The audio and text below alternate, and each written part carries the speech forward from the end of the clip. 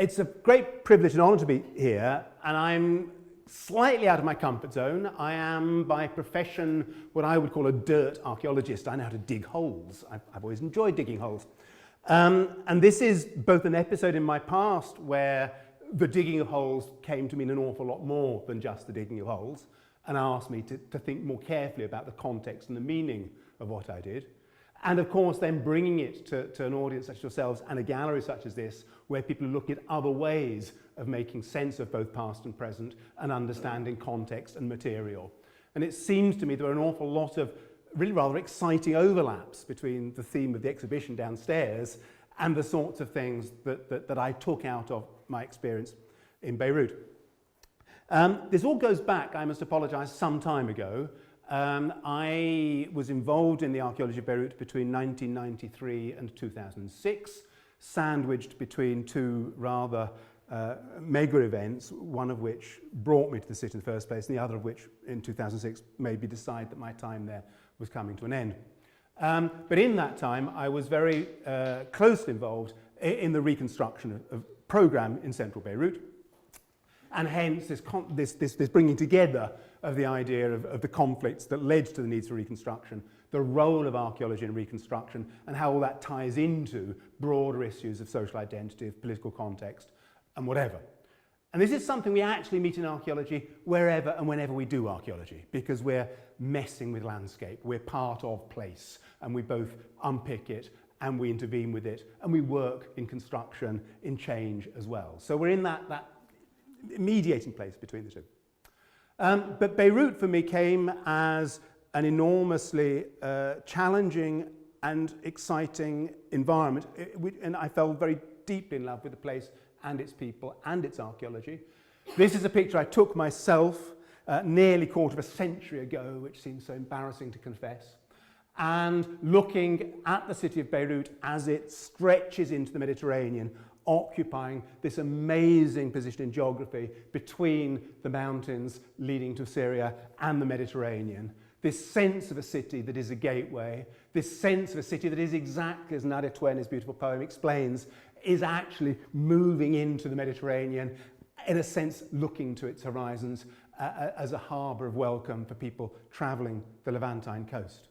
But also in Nadia Twain's poem, and as so much runs through so much of her work and other artists such as that downstairs, this sense of a city that has had this tragic and changing past.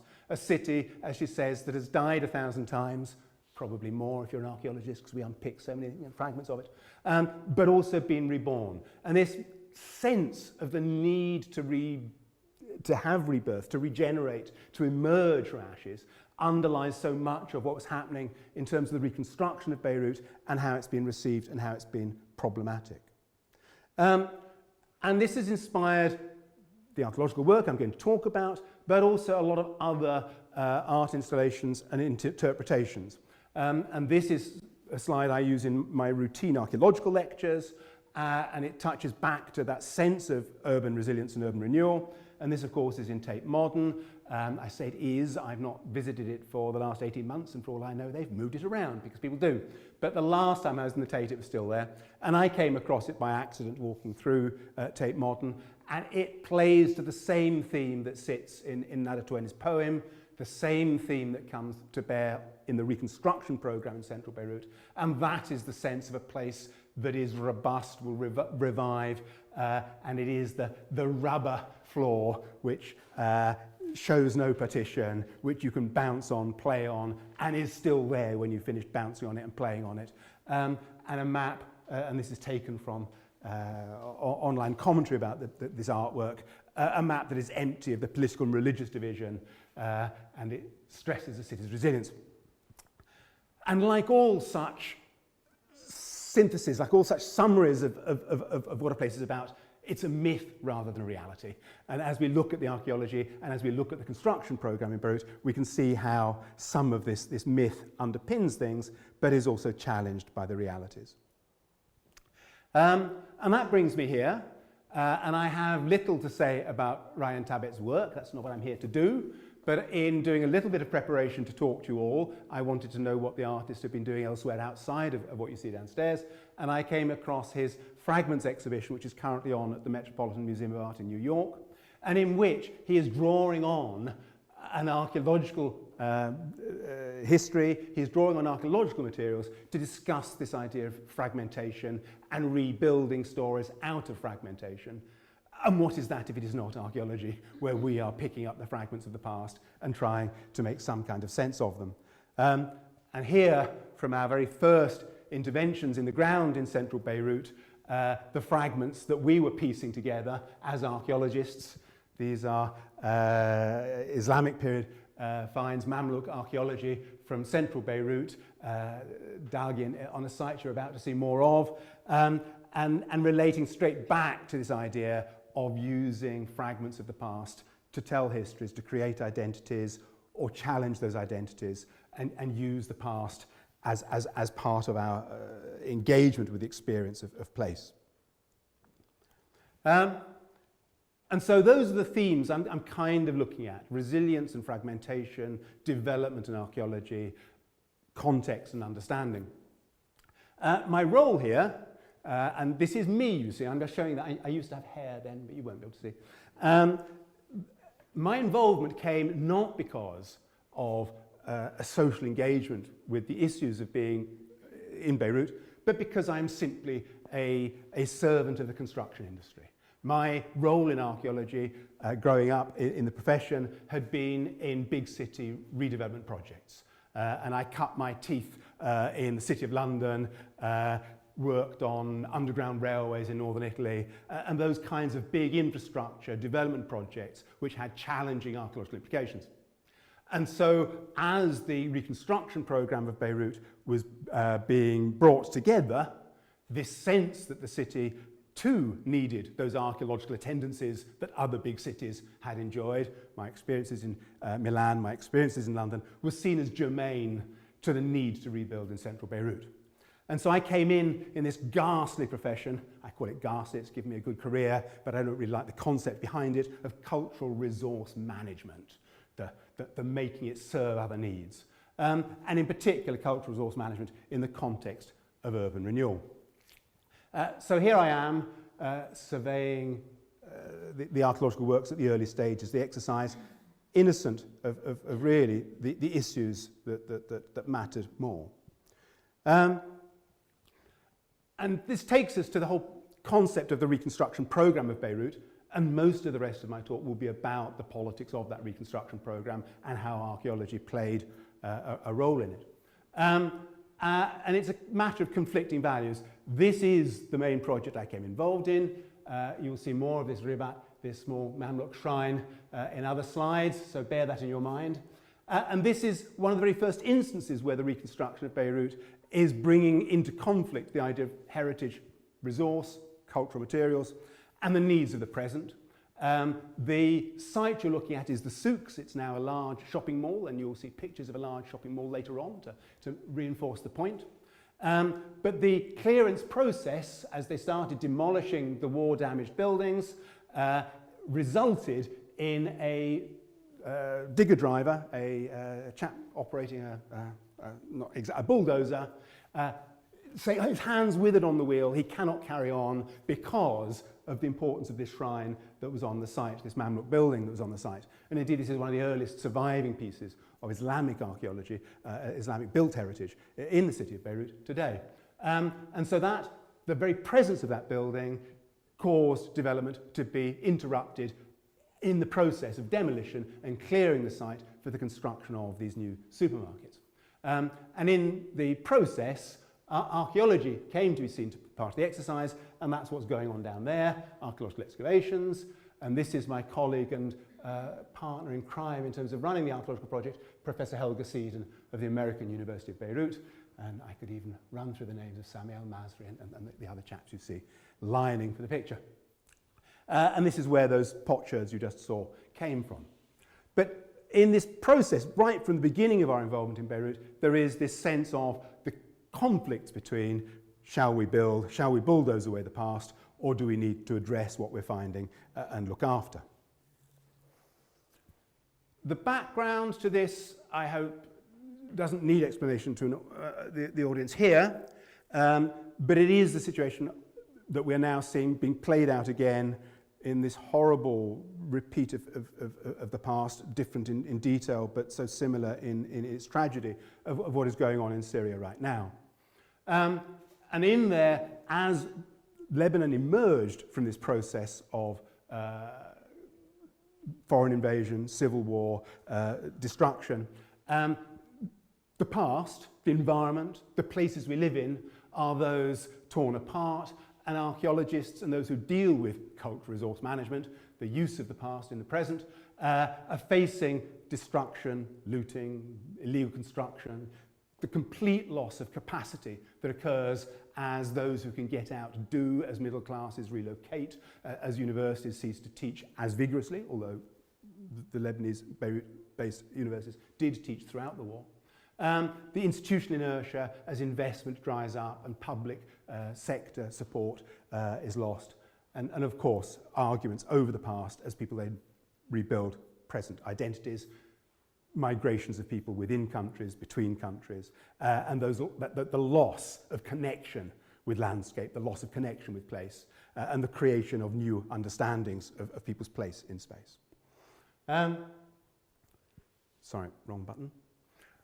And the background to that is the division of Beirut, and this is taken from something I found online, but I found very appropriate, another interpretive piece of art, but showing the stitching together of maps of different periods in Beirut's history representing the Green Line. And the area of development that is most at issue in my talk is that known as Beirut Central District, here abbreviated to BCD. And Beirut Central District was the Bronze Age, Iron Age, Roman core, the historic centre of the city and into the Islamic period as well. And that sat at the very top of our stitched together line as you poke into the port and the sea. And Beirut Central District, being the historic urban core, was an area that had in a sense become marginal to the communities, to the residential places. It was a business district, it had the banks, it had some dodgy blue film cinemas, it had a whole range of central city things that didn't belong to the different communities who lived in the residential districts around and about. And in the process of war, these central districts, these historic cores, very naturally become a frontier between different communities.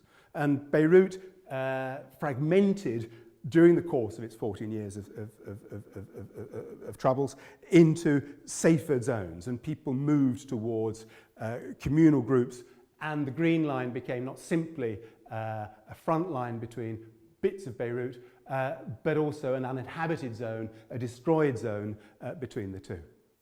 And the war drove a process of spatial segregation that left the post-war city, and we're now coming into the 90s, as this fragmented space with the sense of the need to reunite it, to stitch together in the way that Johnny Allam has done in his interpretation of the maps. And this whole process of stitching together, clumsily done in many regards, kicked off really quite rapidly. The Taif Accord of 1989 settled the political interests to an extent that allowed a Pax Syriana to apply and to allow the Reconstruction programme to be envisaged and put in hand. And in 1991, that resulted in the physical manifestation of the Green Line being dismantled and the sandbags being cleared, the militias retreating, and the area becoming an abandoned but neutral zone between the different communities. And in the immediate aftermath of this sense of reconstruction, the Taif Accords in place, the need to rebuild Beirut is identified, and this need focuses very, very much on Beirut Central District. The area that had been the heart of the Green Line and the frontier between communities was seen as a necessary part of the infrastructure to put together again. And one of the problems that has been faced by the Lebanese and by Beirut, in a sense, ever since that moment, is this balance between the importance of the centre and the concerns of the periphery. But at the time, in 1991 to 93, as the Green Line is being dismantled, is this sense of the need to invest heavily in stitching Beirut back together again and spending on its central district. And these are lines lifted from literature written at the time by the planners and the architects involved, this sense of it not being just economic necessity, but a public requirement, reclaiming Beirut's role as a gateway to the region, and the whole idea of Beirut Central District, where Parliament is based, where the main banks are based, where the business districts were centred, as being a symbol of the reintegration of the town.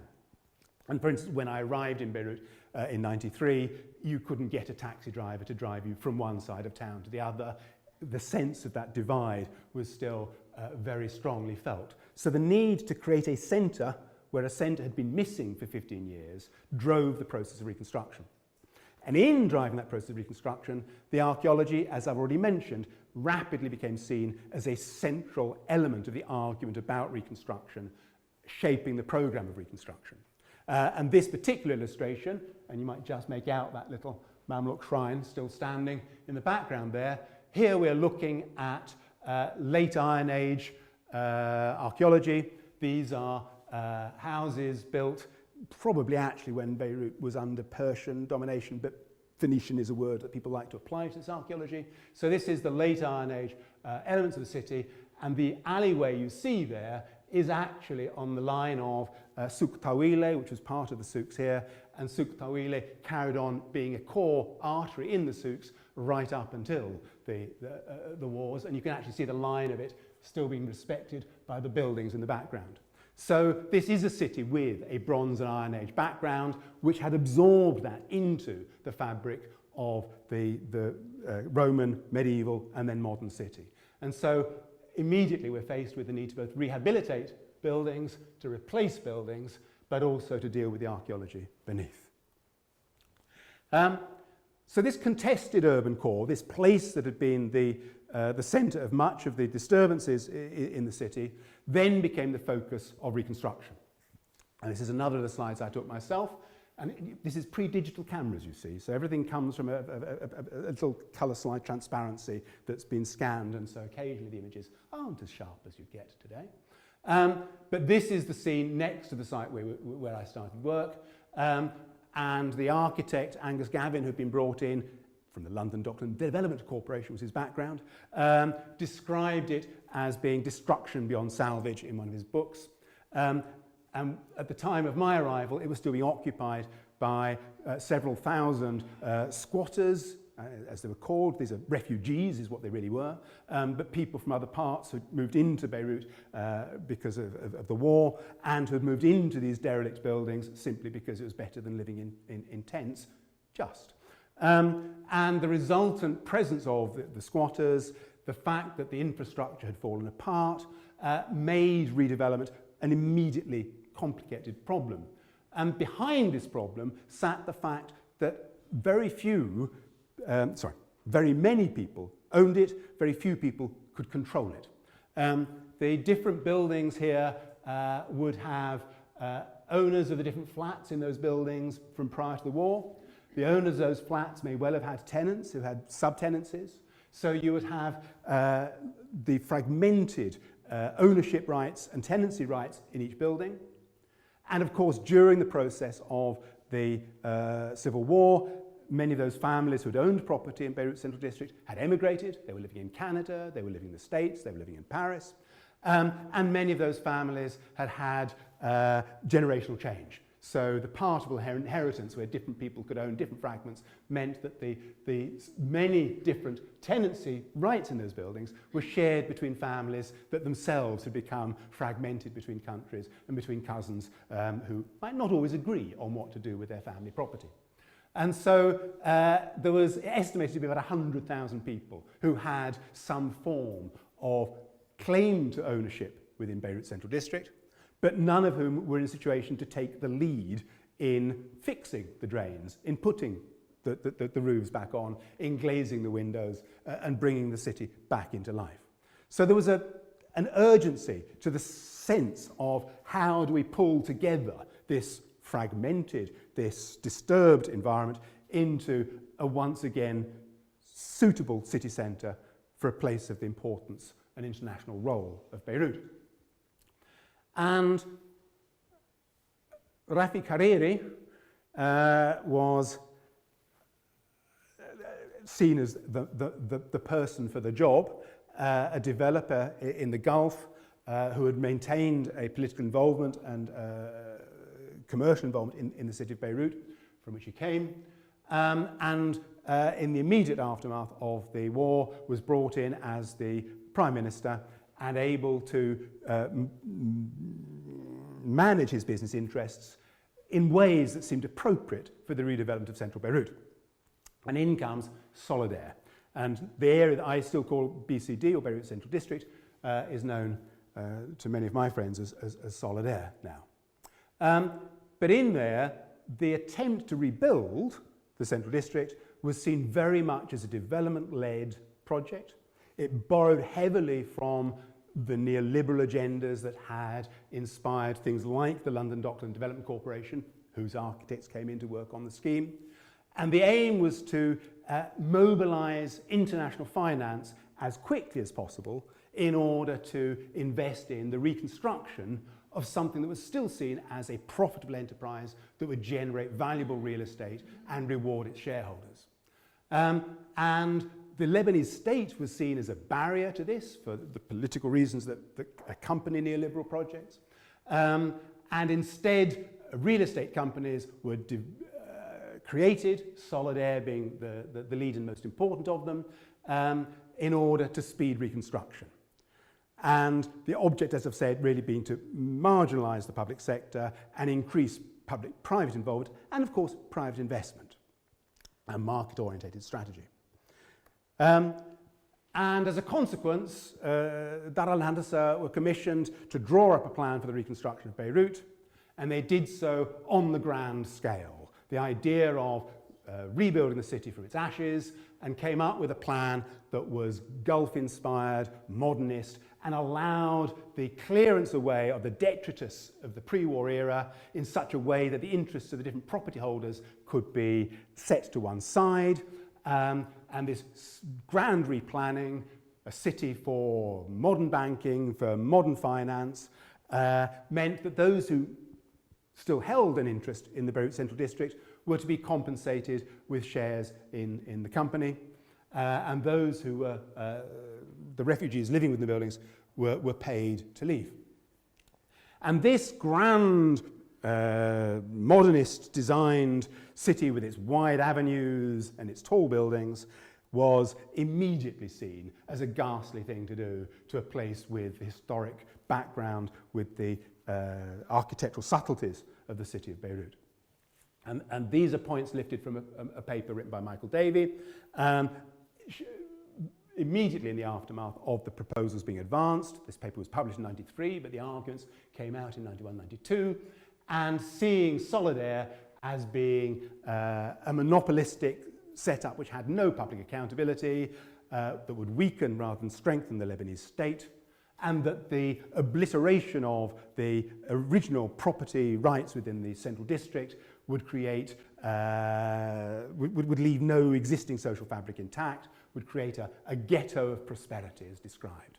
And the programme that Dar al-Handasa had identified involved destroying far more structures than had actually been damaged in the course of the wars itself.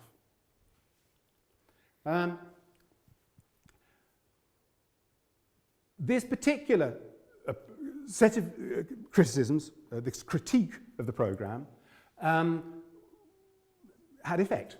Not necessarily radically changing the underlying principles behind the development programme, but certainly changing how it was being publicly presented and how the development company, Solidere, decided to deal with the standing buildings, the archaeological past, the environment. And a new set of plans were drawn up in 1993. The original plan was heavily revised to allow for, and here again I'm borrowing words from Angus Gavin, who by then was becoming the principal architect of the scheme, but involving bottom-up approaches, involving rather than a modernist redevelopment of central Beirut, a postmodern redevelopment of central Beirut, one which had messages of cultural continuity, of pluralism, and design components which layered the landscape, acknowledging the historic street pattern, and so on and so forth. And many ideas from postmodernism creep into the way in which the architects started to approach the business of developing a street architecture in the central district. And as a consequence, the revised master plan, and although this has seen many subsequent iterations, this still is the core behind it, involved these orange-coloured bits in the middle, which are restorations of existing properties around the Place d'Etoile, the central parliament buildings.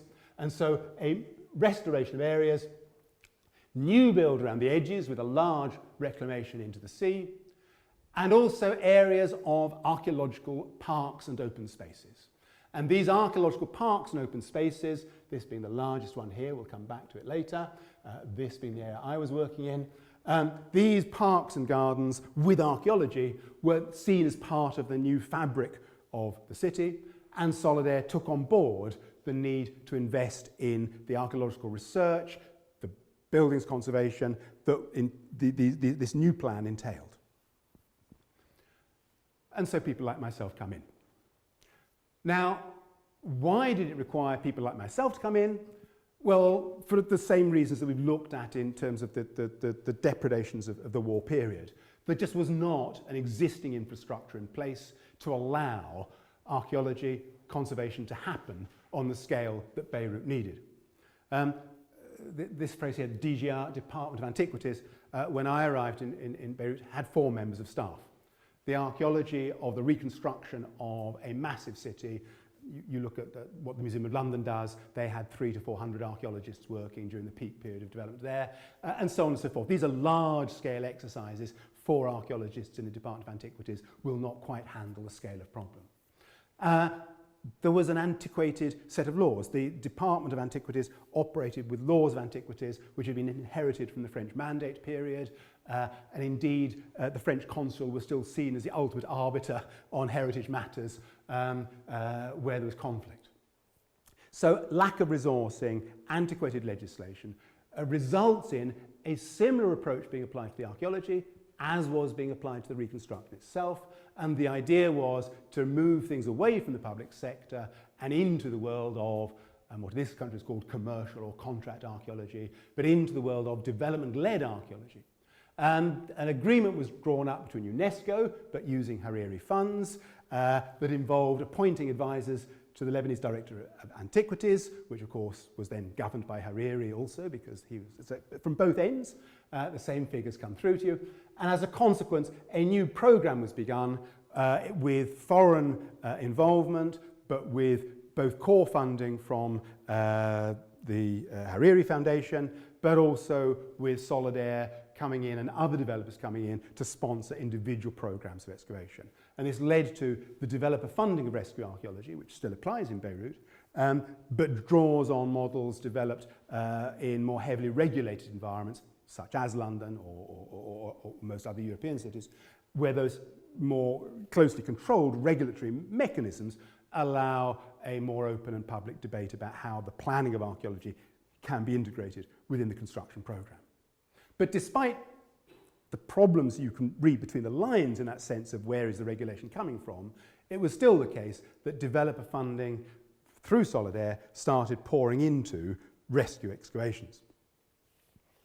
Now, everywhere you do archaeology as a rescue operation, you create conflicts. It is inevitably the case that what you find in the ground is sometimes so exciting you want to look after it, and sometimes you still want your new building with its new basements and it has to go away.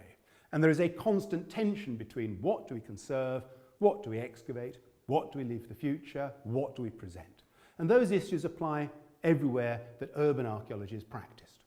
In the case of Beirut, the speed with which the program was being put together, the extent to which the state apparatus was marginalized, the existing conflicts within the city about whose city it was, whose identities were being respected, whose pasts mattered. All those different issues meant that sure as houses, as one could easily have predicted, it became itself the subject of argument and conflict. And in a very influential paper by Albert Nakash, he described how Beirut's archaeology was being bulldozed into the sea in order to accomplish the new basements needed in the Solidere construction program. And how that engagement of foreign archaeologists to help in the bulldozing of archaeology into the sea was denying the Lebanese access to their common past, a process he called a memory side. The fact that the archaeology had the potential to engage and talk to people was being missed. And that the archaeologists involved were furnishing Solidere with trappings of legitimacy. And as somebody who was by this time taking money from Solidere, I think some of these comments might have even been directed towards me. Although I think Albert had in his heart the archaeology of Lebanon right at the front. And here indeed you see the sad consequences. Whilst our Mamluk shrine, which you are now familiar with, is still scaffolded and awaiting conservation, nearby here we have the remains of a Hellenistic and early Roman period bathhouse. And although you probably can't quite see, but behind Surit here is the dome of a bit of a bathhouse that's still surviving intact. And here is our Fadi Baino Surit Kuli and a couple of other English team members standing watching as a jackhammer is being taken through the standing bits of a Roman bathhouse. So Albert was not without reason for questioning what was going on. That said, these are four fully paid professional archaeologists who had previously made a thorough and comprehensive record of what was being removed. So there is a faithful and published archaeological record of this site. It is simply that the structural remains themselves have gone. And this happened simply because the penalties for removing the structural remains were very light. The law of antiquities was ancient, and the fines were derisory, and so it was just more cost effective for this developer, and this wasn't actually a Solidere project, it was more cost effective for this particular developer, having paid for the archaeology to be investigated, to then remove it hastily before people could try and conserve it and create problems for their plans for redevelopment. But whilst some individual developers were taking machinery to the archaeology, others were genuinely engaging in the process, and more recently there have been many very considerable successes in both preserving and presenting the archaeology. And these got wound into a series of heritage and archaeological trails. And this is one of the earlier maps presented by Solidere. You probably can't see from where you're sitting, but each colour represents a different Roman, Hellenistic, Persian, and so on, period of the past, generating visible bits of the archaeological past. And so the archaeological fieldwork was generating fragments of antiquity that could be presented in the modern city. Not fragments of antiquity that had been preserved from the past to the present, but things which archaeologists had uncovered, which had been ruined, forgotten and lost, which could then be cleaned and represented. And so in a sense, these archaeological trails are providing points of reference to the past, and there's an article by, in a book describing them as corporeal anchors for the contemporary city that tie it to its rich and varied history in these archaeological trails. Essentially it's a fiction because of course there is no contemporary legacy that's being respected. These are new discoveries. This is a newly invented landscape rather than an actually conserved or preserved landscape. But nonetheless, seeing the archaeology, much in the way if you visited Athens to see its agora or visited Rome to see its forum, you will find that within the town centre there is this sense of its rich past on public display. And as an archaeologist, I can hardly complain. But the point I've just been making is that the past we're seeing was being commodified, presented, and made to tell stories that suited the interests of those who are trying to tell stories with it. Because, of course, the past never sits there as a neutral, it is always there to be interpreted. Jean-Paul Labat, who had preceded Angus Gavin as the principal architect of the project, put it in very straightforward terms. We've been accused of the destruction of the architectural patrimony. That's false and not in our interest. Like the archaeology, it forms part of the marketing of Solidere. And there was seen to be a commercial value to using these components of the past. But in order to tell stories about the past, as I've said, which stress this sense of the city reborn, the city that is resilient, fragments that become part of a narrative that makes Beirut valuable and valued. And there's nothing wrong with wanting to present such a narrative as long as we recognise that it commodifies, will not always respect all pasts, will not always give everyone an equal say in those pasts.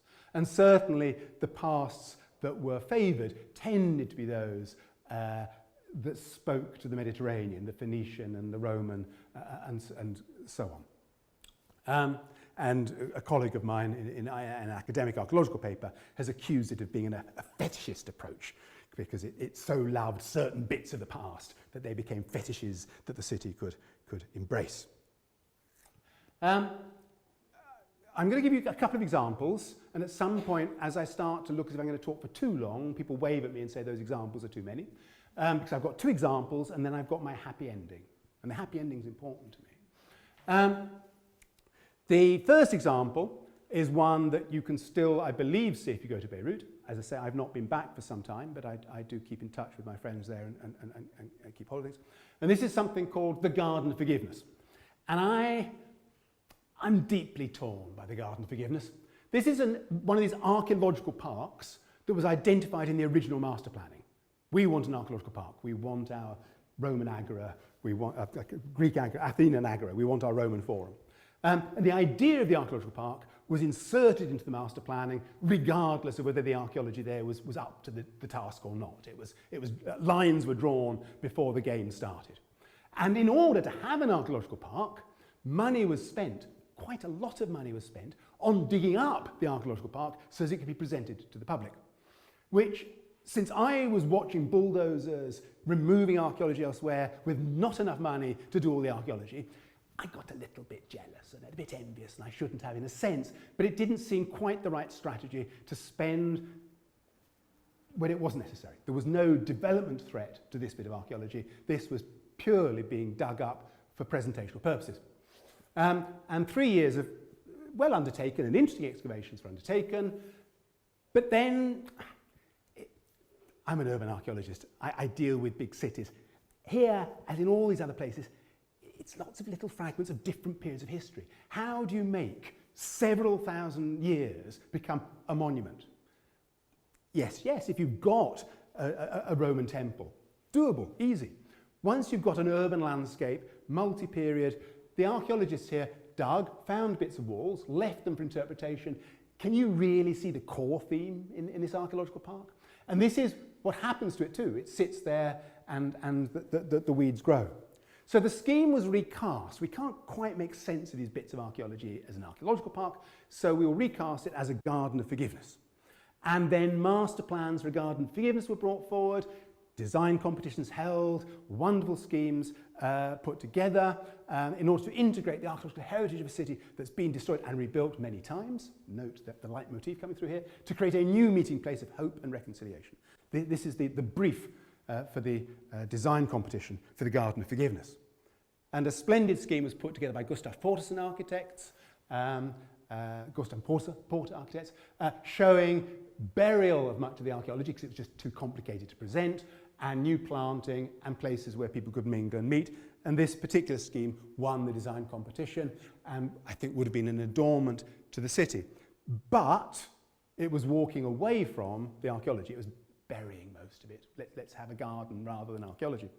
And how do you then bury and conserve and manage when it's buried? What are the problems? And the issues of what was the right treatment for this space simply became intractable. And the Department of Antiquities had views, Solidere had views, the different communities around this space had views. And last I checked online, and that wasn't that long ago, the scheme had still not come to fruition. We're talking about nearly 20 years from the design competition. There's no treatment for how to deal with it. Bits of the site have been reused. and I went on TripAdvisor and discovered, I think it ranks as 39th in terms of the things to see on TripAdvisor in Beirut. And this is one of the more, most of the comments are actually quite sweet. You know, it's nice to have open space, there are some interesting ruins there. But the 1-star rating on TripAdvisor tells us old unorganised ruins. And they're being maintained in a sort of fashion, but it's an idea that hasn't quite got its place. It was a tack on, we ought to have it, it would be clever, but... So, that was the Garden of Forgiveness. Whilst that was being carefully and beautifully prepared, this is where I was, and you can't quite see it, but it's actually just over there is our little domed Mamluk shrine, the Ribiat. Down the bottom, there is an area of conserved late Iron Age archaeology, you saw in the earliest picture, or Leisure building, and here we're about to have the basements of the new supermarkets, and this is the last little bit of archaeology yet to be tackled in that area, and the team I was leading with Helga is busy, and all of the pale white bits you see are pale white because they are bleached in the sun, but they're mosaics. So this is an alleyway through the Byzantine city, the early 6th century city, and these are peristyle courtyards and fountains and beautiful mosaics. And we're having to remove that because that's going to go as they clear away further space, and that's now all gone. So that's what we were doing in the souks, but lots of archaeology, lots of us working on it, great fun. And this is the souks being redeveloped. There's the Ornate Leisure building. Here we've got the cranes putting up the new souks supermarkets, and you might just be able to make out in there. There's our little domed Mamluk shrine there. I'm sure I have a pointer somewhere, but that's better for me. And this is what it looked like when the scheme was opened. I think it was 2010 it reopened, and here is our Mamluk shrine. Here's a half-hearted attempt to show the sense of the complicated tangle of medieval souks that were there before. It doesn't actually draw on the archaeological data very effectively, but there is a pretense that it does. And here behind it you have the new souks development. Yes, 2010. And in there, this is one of those mosaics you saw bleaching in the sun, lifted for relaying within the building complex. You can see it's a somewhat upmarket shopping complex in places. And I found and lifted from the website of the designer of souks urban street architecture these two quotes from Marc Aurel. Integrated into this urban landscape, the archaeological remains coexist harmoniously. Visiting the souks takes you on a cultural journey through time and space. The history glimmers through the contemporary design. Again, I'm not upset that the archaeology is being used, that things we found are on public display. You can actually walk on these Byzantine mosaics, and I think it's a privilege to be able to do so. We have an awful lot of them, so they're very robust. It's very hard to destroy a mosaic, actually. So it's pleasant. But at the same time, this is a modern shopping precinct in which they've banged a couple of bits of past things to jazz it up. And on the opening of the souks, I went on to a blog site, and this is a Lebanese-based blog site. I'm not sure it's still up there. I consulted it at the time. And these are just different comments from the different people, mostly the Beiruti youth, who are commenting on what the souks was. So the picture behind, which I can't fully show you, is actually the souks pre-war. This is a picture. This is where my animation would have come into play. Behind that, there's a picture we could have seen showing the shops in the souks.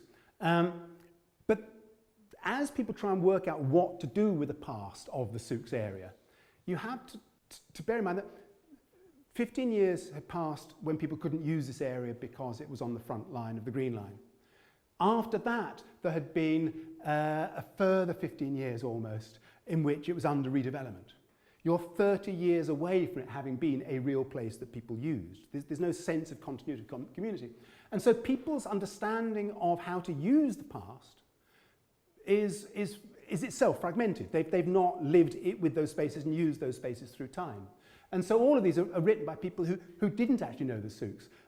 So quite correctly seeing a very upmarket shopping precinct, another destination for the snobbish people. Looks nothing similar to the image I have in my mind of the old Beirut. It begins to be the myth of what should Beirut be like. When I went, I remembered what my grandfather used to tell me about the souks, and I simply felt like a piece of history was amputated. The old souks had a flavour that these don't. The old cobblestones dating back to thousands of years. It's a lovely comment.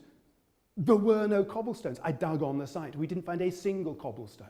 And the souks that were there in the 1960s were concrete and tile and were mainly 1960s build. Yes, that little Mamluk shrine was in there, but people had almost forgotten it existed. It was covered by a modern facade and it had been tucked away. This was not an historic and exciting ancient landscape. It didn't have the 1,000 years of history to it. It was a place that people were fond of shopping in. It was a lovely souk centre, and I'm sure something could have been done to recreate a more proper souks rather than a modern shopping precinct. But the whole point is you're not engaging with the past into the present. You're making a myth of the past and then using it to make arguments about the present. And some people don't want to live how their grandfather did. Some people do. And yeah. So as we come to the end of my case studies, not minding my talk, I've still got my happy story bit yet. As we come to the end of my case studies, this is one of our mistakes with, it's an address. It's shop B in a 5th century shopping precinct. And we had A, B, C, alpha, beta, gamma, delta actually, but there we go, shop beta. But the criticisms that Michael Davey levelled at the Solidere programme right at the beginning when he was criticising the Dalai-Henderson plan is effectively how people are now responding to the redevelopment, it having happened. That Beirut Central District remains and is a physically isolated space.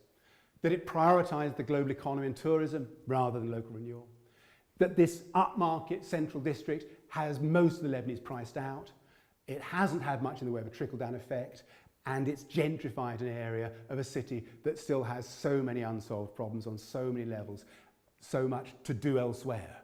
And the process of reconstruction left local authorities diminished, and I can't agree with all of that quote, but I can understand where it comes from, just as I understood and Albert Nakash's complaints, that Solidere had been responsible for dismantling Beirut's past and the erasure of its residents' memories.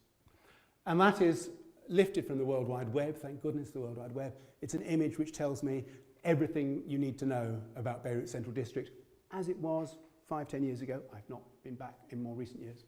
And here you see, very much like that master plan you saw right earlier on in this presentation, you can see the restored Central District buildings. You can see here, not quite yet finished, the souks development, the shopping mall. You can see the garden forgiveness, the splodge of green. And you can see around it the building plots awaiting attention because, of course, Beirut never was going to return to being the financial hub of the Middle East. That role had been stolen or borrowed or whatever by Gulf cities. The money has moved elsewhere. The money isn't there in Beirut in the same way. And yet this enclave of upmarket and attractive buildings is still surrounded by the city where the colour has not been turned on and the attention isn't always there. And it's perhaps not quite as stark as that image presents, but that is still the underlying issue, that this is a divorced part of Beirut. The Beirut Central District has not become the unifying hub it was supposed to be. Very quickly, am I running terribly over time? Oh, thank you. I'm a dirt archaeologist. I told you that when I came in.